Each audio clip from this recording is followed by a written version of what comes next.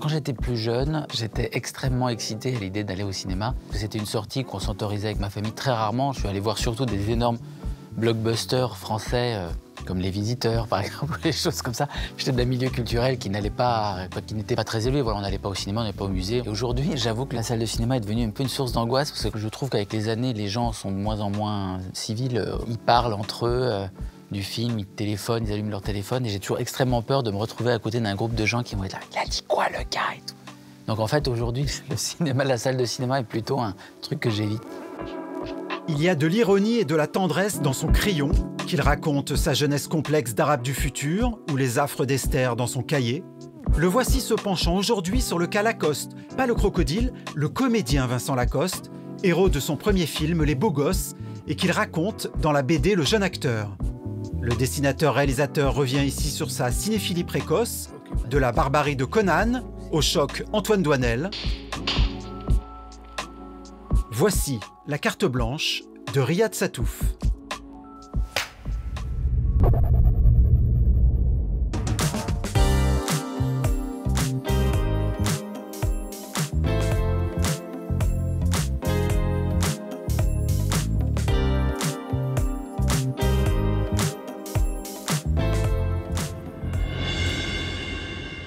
Moi, je me rappelle un des premiers films que j'ai vu au cinéma, c'était Robocop de Paul Verhoeven, et je l'ai vu à un âge beaucoup trop bas. Normalement, il était interdit au moins de 12 ans. Je crois que je l'ai vu à sa sortie, donc je devais avoir 8 ans, 8-9 ans. Et c'était ma mère qui m'avait emmené le voir, parce que j'avais vu des extraits à la télévision, et je pensais que c'était un film sur un robot sympa. Enfin, je pensais que c'était Robocop comme Robocopain. Et en fait, il faut savoir que Robocop, c'est quand même un des films les plus violents qui a jamais été fait. Enfin, moi, je trouve que c'est un grand chef-d'œuvre. Il a changé ma vie aussi complètement, ce film-là. Mais voilà, ça a été la première fois où je suis allé concrètement dans une salle de cinéma et que j'ai vu un film un peu par erreur. Moi, c'était pas par le cinéma, par la salle de cinéma que ça s'est passé, c'était par la télé. Voilà, tous les films qui m'ont marqué, je les ai vus à la télé, alors que ce soit à la télévision française ou quand j'habitais dans ce petit village en Syrie, mon père louait des VHS dans un vidéoclub qui avait que des pirates. Alors, il louait à chaque fois 2 films. Un film pour lui et ma mère, donc c'était pas des romances ou des espèces de films américains comme Out of Africa, par exemple, ce genre de film, que je comprenais absolument pas. Je voyais pas l'intérêt Enfin, par le fait que le héros était extrêmement séduisant, peut-être que pour les femmes c'était... Mais moi, je voyais pas le pourquoi. Et moi, quand j'allais avec lui, je choisissais toujours les films sur les pochettes, et je voulais uniquement des films ultra-violents de guerre, avec des mecs extrêmement musclés, avec des mitraillettes, ou des sous-Mad Max. Alors, il faut savoir qu'à cette époque-là, il y avait énormément de films italiens ou espagnols qui copiaient le principe de Mad Max, avec des mecs avec des coiffures brushing incroyables, qui luttaient contre des sortes de punk dans des déserts, etc. Et je ne louais que des films comme ça. Mon père s'en fichait, il prenait, il disait « Ok, vas-y, tu regardes ça ». Donc j'ai vu que des films ultra-violents et anxiogènes sur la fin du monde, etc. J'adorais ces films-là. Comme beaucoup de garçons de ma génération, on était obsédés par le culte du corps. Je sais pas, c'était l'époque de Stallone, de Schwarzenegger, de tous ces culturistes incroyables. Voilà, il y avait cette notion de guerre, de violence. Par exemple, dans le cas de Conan le Barbare, de John Milius, je l'ai vu là aussi à un âge encore plus jeune que Robocop, mais je l'ai vu à la télé et je l'ai vu en VF. Alors, je l'ai vu en version française, mais en Syrie. C'est-à-dire que c'était un pirate d'une cassette vidéo française qui s'était retrouvé là, et donc elle était en VF, sous-titrée en arabe. Et donc j'étais hyper content parce que j'avais du mal à lire l'arabe, parce que j'étais en train de l'apprendre, et je comprenais le film parfaitement en français.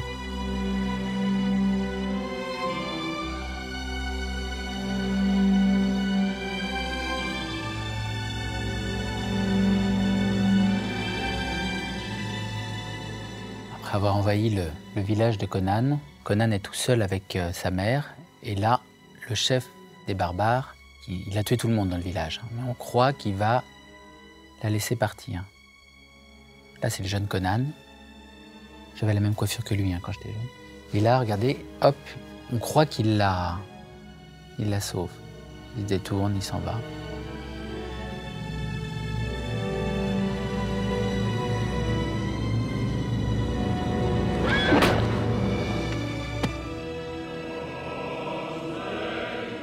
C'est une scène assez puissante, je dirais. Surtout quand on le voit enfant, on ne l'oublie jamais.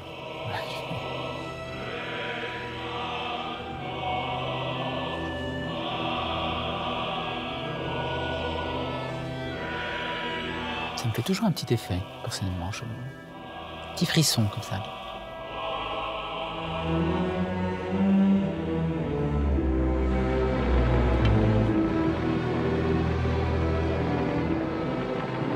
Ce qui me plaît beaucoup, c'est que c'est une scène qui ne ménage pas son spectateur. Voilà, une scène comme ça, c'est inenvisageable dans aucun film Marvel d'aujourd'hui, par exemple. C'est d'une violence, en fait, c'est pas familial, je sais pas comment dire, c'est sans pitié.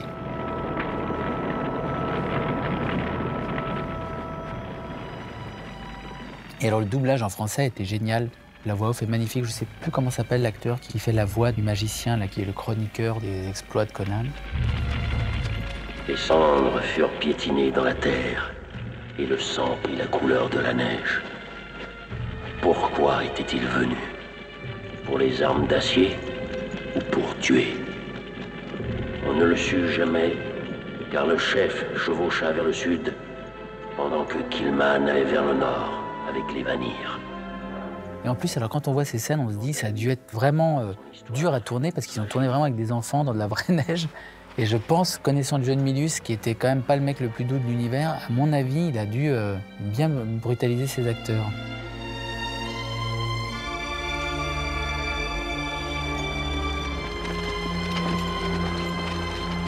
Ils sont attachés à une roue, la roue de la souffrance, la douleur, là, et ils doivent la pousser toute leur vie.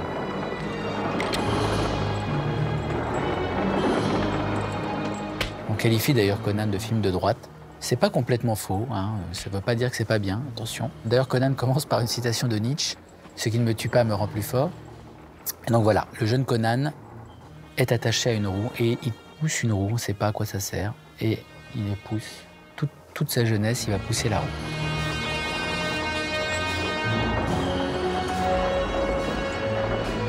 Il grandit au fur et à mesure des années, et les prisonniers avec lesquels il est grandissent aussi, mais certains meurent de faim, de soif. Et alors là, moi, ça me donnait des frissons quand j'étais petit, ça, cette scène.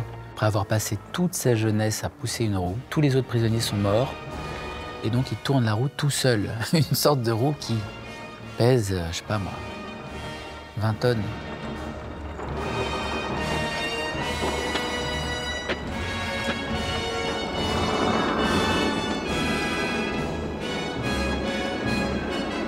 Et puis le corps d'Arnold Schwarzenegger, qui est un corps qu'on ne voyait jamais, enfin, que j'avais jamais vu. Je savais pas qu'un être humain pouvait être comme ça. Une espèce de hyper-musculature, il ressemblait en rien à aucun humain que j'avais rencontré dans ma vie jusqu'à présent. Surtout dans ce village en Syrie où les hommes avaient des djellabas, personne ne montrait son corps en aucune façon. Il avait cette espèce de figure. En plus, il est assez féminin.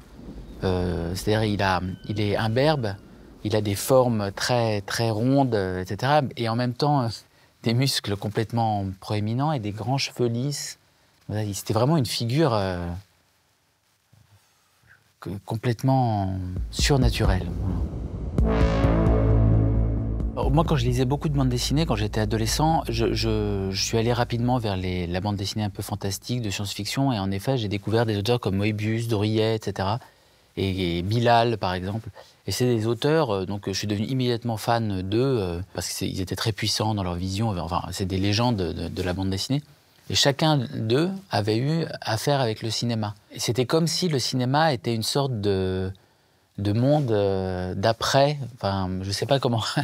On faisait une bande dessinée, puis à un moment, le cinéma nous appelait pour travailler là-bas. Alors, Moebius, je me rappelle, quand il avait travaillé sur Alien de Ridley Scott, il avait fait les costumes, etc. J'étais complètement fasciné par cette. Je voulais que ça. Alors, Dorier, c'était un peu pareil. Il y avait George Lucas qui avait écrit la préface de son album 30-30. Et alors, quand on regarde Star Wars, c'est évident que c'est très, très inspiré par Dorier. Il y a un Bilal qui avait fait des films. Lui, pour le coup, il était vraiment passé de l'autre côté. Il avait réalisé des films. Et donc, je me suis dit que c'était possible, en effet, de faire du cinéma en passant par la bande dessinée. Après avoir vu Dune de David Lynch, j'avais refait tous les designs des des vaisseaux et tout. Alors j'aimais beaucoup, de toute façon, le design de Dune, mais je m'étais dit, il y a certains aspects que j'aurais fait différemment et tout. Je recréais des choses. Mais je trouve qu'il y a un truc que je supporte pas dans les films de science-fiction, c'est quand on entend le bruit des réacteurs dans l'espace. Et alors, moi, je trouve que c'est une faute de goût majeure, parce que dans l'espace, il n'y a pas de son. Par exemple, dans Interstellar de Christophe Nolan, il n'a pas mis de son dans l'espace, et je trouve que c'est plus puissant. Voilà. Et je me rappelle dans Alien, quand le Nostromo arrive et qu'il fait comme ça, je me cachais, je disais, mais c'est pas possible, c'est nul, pourquoi ils font ça? Déjà, j'aurais retourné le vaisseau, parce que dans l'espace, il n'y a pas de sens. Enfin, j'étais complètement mégalo dans ce... Mais c'était à cause de 2001, l'Odyssée de l'espace aussi, voilà. Qui était un film que j'avais vu aussi et qui était absolu. C'était la perfection totale du début jusqu'à la fin. Ma chambre d'adolescent, c'était pas une chambre de fan de cinéma du tout. J'avais des reproductions de dessins de Moebius affichés au mur. J'avais une reproduction d'un dessin de Bilal aussi.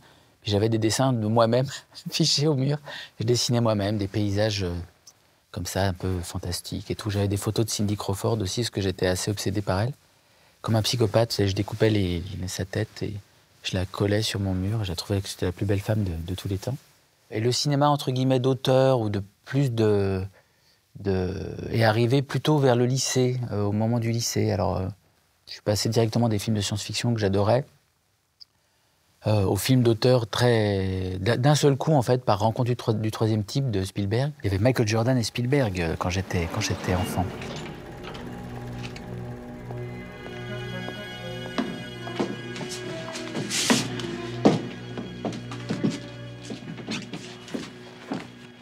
We have very little time, Mr. Neri.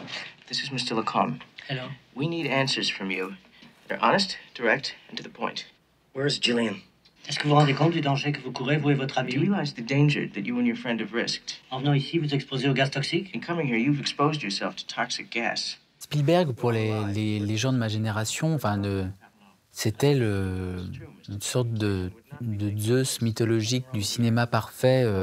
Qu'est-ce qui vous fait dire ça? What makes you say that? I just know. There's nothing wrong with it. Je le sais. Go outside and make me a liar. Pour Rencontre du troisième type, donc c'est génialement filmé par Spielberg. Et dedans, il y a François Truffaut qui joue un rôle. Et donc, je ne savais pas qui c'était. Mon grand-père breton me dit François Truffaut, c'est marrant qu'il soit dans ce film américain parce que c'est un grand réalisateur français qui a fait des films et tout. Alors, ma grand-mère dit j'ai rien compris à ces films. Moi, j'aime pas trop et tout. Puis moi, je le regarde et je trouvais qu'il était incroyablement beau. En fait, il avait une sorte d'air inquiet. Il avait son accent et sa voix si particulière, un peu comme ça. Monsieur Neri, please, one more question.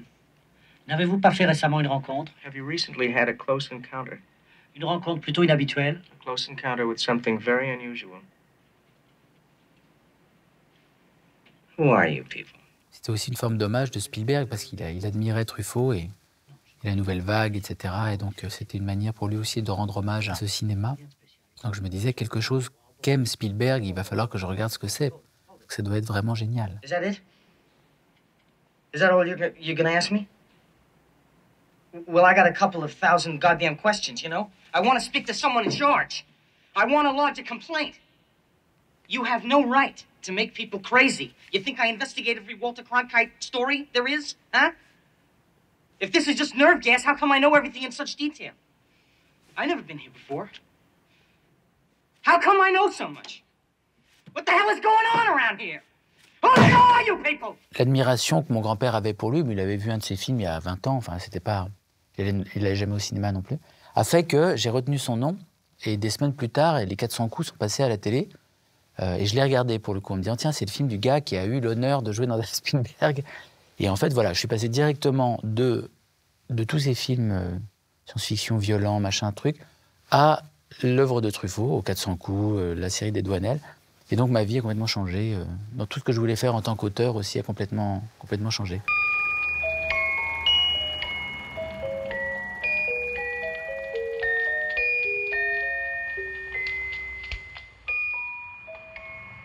J'ai vu assez jeune Les 400 coups, le premier film de François Truffaut, qui est un film inspiré un peu de sa propre jeunesse, et où apparaît le génial Jean-Pierre Léaud. Ah, te voilà, toi. Alors, il suffit d'un devoir supplémentaire pour te rendre malade, hein? Et les parents tombent dans le panneau. Je serais curieux de savoir ce que tu leur as soutiré comme excuse, moi. Fais voir ton mot. J'en ai pas, monsieur. Ah, t'en as pas. Et tu crois que ça va se passer comme ça? Ce serait trop facile, mon ami. Monsieur, c'était ma mère, monsieur. Et ta mère, qu'est-ce qu'elle a encore? Elle est morte. Ah, fiche-toi. Incroyable. Excuse-moi, mon Il a le petit. regard, je trouve, de quelqu'un qui a pris des gifles. On a l'impression qu'il s'attend toujours à ce que son interlocuteur le tape. Il fallait m'en parler. Ça, je trouve ça très émouvant, même quand il est plus grand. Enfin, il a une gravité dans le regard qui est comme si... Je sais pas, c'est vraiment... C'est un être assez magique, quand même.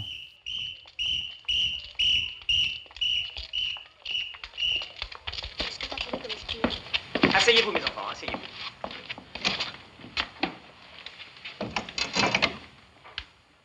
J'ai rencontré beaucoup d'acteurs, entre guillemets des célébrités, etc., des acteurs américains, même très connus, etc.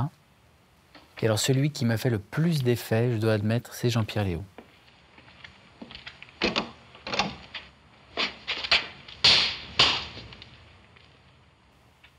Ouais, regardez, c'est... Monsieur le directeur, j'estime que la sanction... On a vraiment l'impression d'être en face d'un être qui est passé de l'autre côté du miroir. Il est constitué de molécules de cinéma. On s'expliquera tous les deux ce soir à la maison.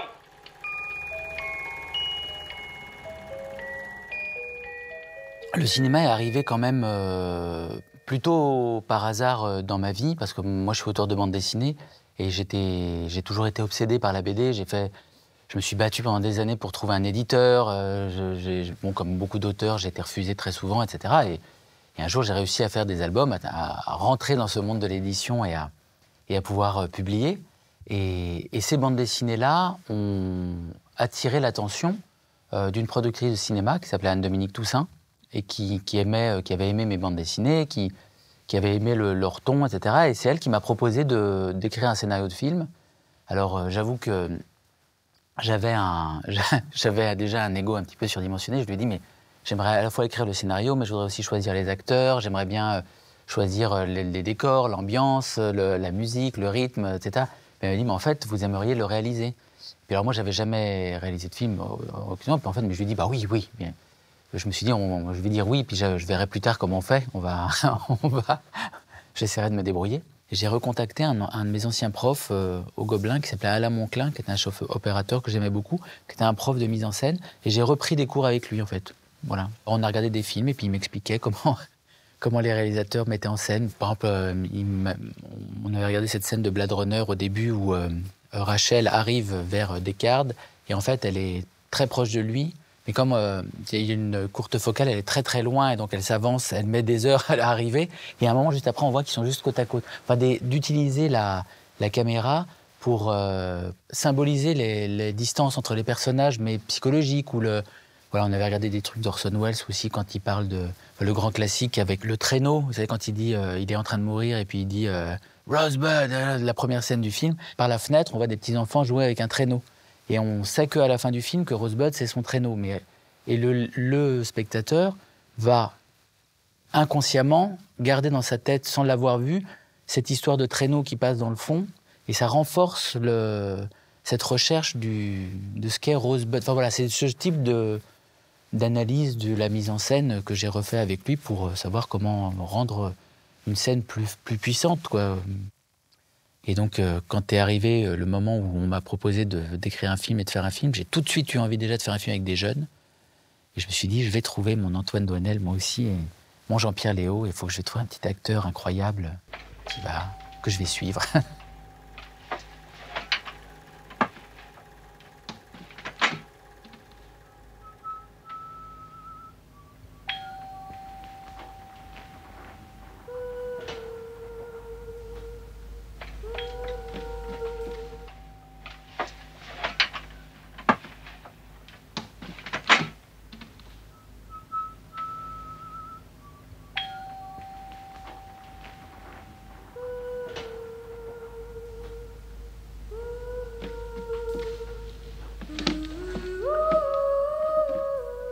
Donc voilà, Jean-Pierre Léaud des années plus tard.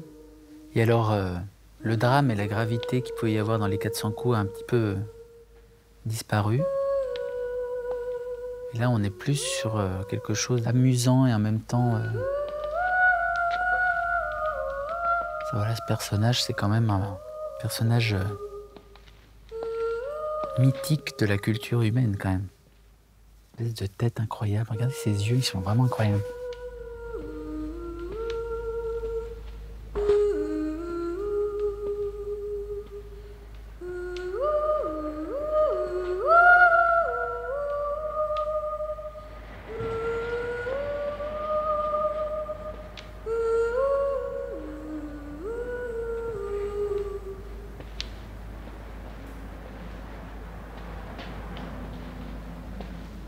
Madame, vous n'aviez pas le droit d'entrer ici.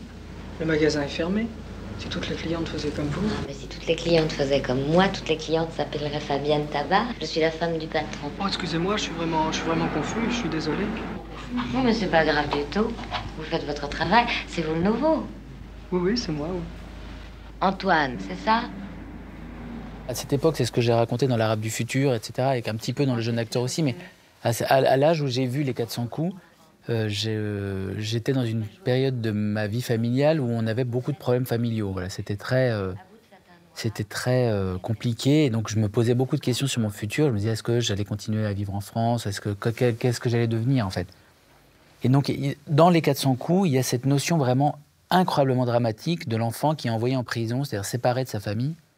Et en fait, de découvrir la suite de Douanel, il y avait quelque chose d'extrêmement positif. Je me disais qu'il était possible de s'en sortir quand même plus tard. C'était un truc purement ressenti, quoi, comme ça, quoi. Mais et voilà, il travaille dans un magasin de chaussures après avoir été en centre, en prison d'enfants. Et il tombe amoureux de la femme du patron. Allô? Je comprends pas bien ce que vous me dites. I don't speak... moment. C'est en anglais, je comprends rien du tout. Donc cette vision de la femme sublime qui fascine complètement les hommes et avec qui... moi, je trouvais que ça me réconfortait. De se dire qu'on pouvait finir comme Antoine Douanel, quelque part. Ça vous ennuie de me rapporter ça à l'appartement? Vous le montez maintenant? Bon, je file. Bonsoir, Antoine. Vous savez comment on fait, hein? Vous travaillez bien tard.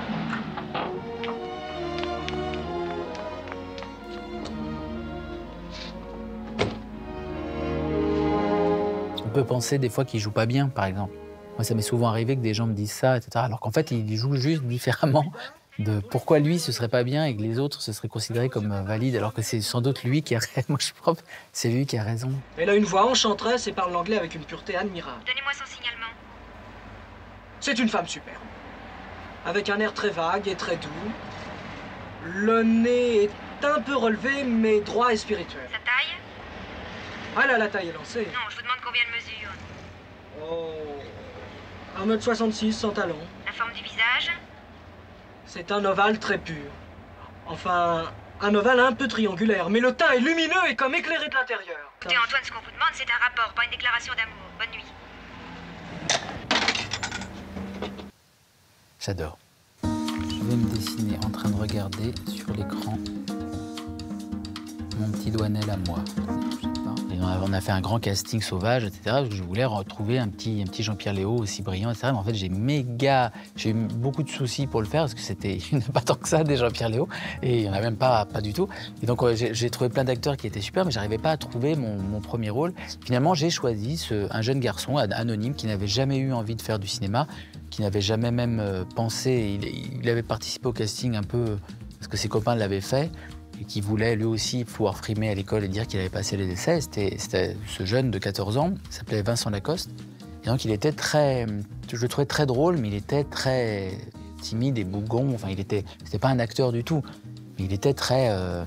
il émettait quelque chose quand même. Faire des aplats de noir.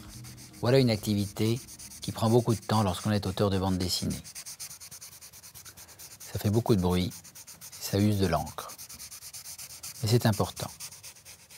Et il ne faut pas s'en priver. Et donc moi, je me sentais très coupable et très responsable de lui, parce que comme il n'avait jamais voulu être acteur, j'avais très peur qu'il devienne toxicomane et qu'il rate sa vie. Vous savez, comme il y a beaucoup d'acteurs américains qui font comme ça, ils tombent dans l'alcool, et que je voulais absolument pas qu'il fasse ça, parce que je voulais pas être responsable de la destruction de la vie de quelqu'un.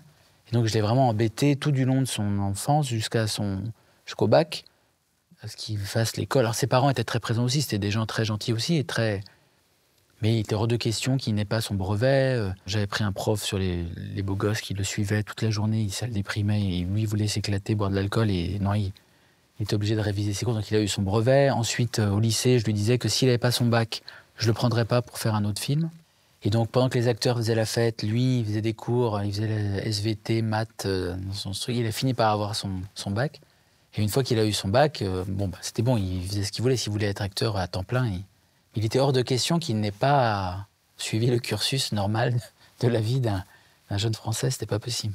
Après Les Beaux Gosses, c'est vrai que c'est un film qui a eu du succès. Et donc, j'ai eu tout de suite la possibilité de refaire d'autres films. Et j'avais le choix, pour faire un second film, c'était déjà beaucoup plus simple d'en faire un deuxième, parce que les financiers étaient plus accueillants. Enfin voilà. C'était ou de faire ce que je m'étais dit, qui était de faire la suite des Beaux Gosses, à faire une sorte comme de Douanel, quoi, de continuer avec Hervé, etc. Ou de faire vraiment le film qu'on ne peut faire qu'une fois dans sa vie, parce que justement les gens vous donnent carte blanche. Et donc j'ai fait Jackie au rhum des filles, qui était un film qui n'avait rien à voir avec l'univers réel des Beaux Gosses. C'est une sorte de film de science-fiction qui se passe dans une dimension parallèle, dystopique, où les femmes ont le pouvoir sur les hommes, etc., où les hommes portent des grandes voileries, dans une dictature un peu rappelant la Corée du Nord. C'est un film qui a été un énorme four. Ça a été un échec total. Personne n'allait le voir au cinéma, enfin, voilà.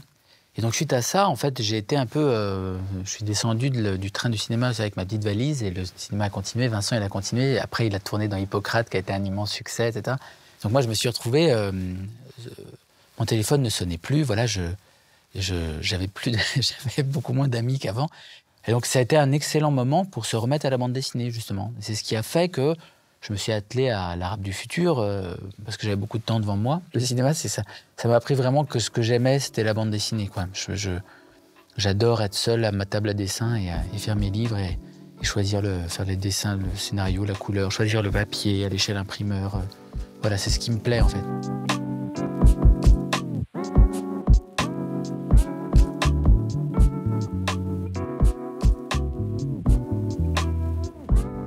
Marie à tout prix, des frères Farelli. Oh bah, le tombeau des Lucioles, d'Isao Takahata, bien sûr. Alors, je le regarde jamais. Les 400 coups. Cuirassé Potemkin. Oh là là, alors là, il y en a beaucoup trop pour en choisir un. De tous les films Marvel. Par exemple, Stalker de Tarkovsky, mais ça m'empêche pas de l'aimer. Ah c'est celui qui est dans Les Beaux Gosses. Sur Baiser volé, moi j'aime. Pour rencontrer Claude Jade, j'étais amoureux d'elle. Arnold Schwarzenegger. Je veux bien être le réalisateur de King Conan. François Truffaut. Mais j'aimerais pas mourir comme lui. D'un cancer et tout. C'est horrible. Les 400 coups. Je la sifflote toute la journée avec La Guerre des Étoiles. Alors les deux, un crossover. Voilà, Georges Delrue et puis l'ère du Jedi. J'avais pas prévu ça. Mon épitaphe. C'était bien. Merci. Merci à vous.